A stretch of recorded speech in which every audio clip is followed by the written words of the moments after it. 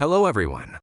In this video, I'll show you step by step how to access or copy the transcript of a YouTube video, whether it's provided by the creator or generated automatically by YouTube's captioning system. So stay tuned. So, let's get started.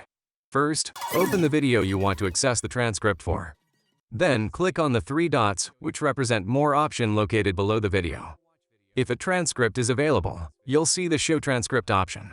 Click on it, and you'll be able to view the transcript alongside the video on the right side.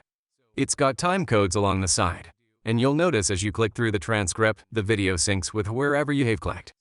By the way, if you want to remove those time codes, you can do that easily. What you need to do is just click on three vertical dot on the upper right corner of the transcript. You can see the words toggle time stamps show up. If you click on that, the time code will not showing up. Just to let you know, YouTube doesn't provide a direct feature to download the transcript of a video. However, you can access and copy the transcript text manually if it's available. To do that, you can just select the text within the window and copy it. Just click on one end of the text, and then you hold it while you are scrolling. Then press the Command-Control+C on your PC or laptop. And then you can open up any word processor software of your choice. Here, I will open my notepad.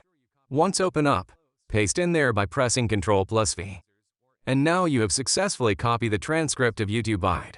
Method number 2 is utilizing YouTube's automatic transcript, which is generated for many videos. While watching the video, click on the CC button for closed captions in the video player to enable captions. If captions are available, they'll appear on the screen, and you can use them as a transcript. And there you have it. Those are the two methods for accessing the transcript of a YouTube video. Whether it's for study, research, or simply understanding content better, having access to a transcript can be incredibly helpful. I hope this video was informative. If you found it helpful, please like and subscribe for more tutorials like this. Thanks for watching.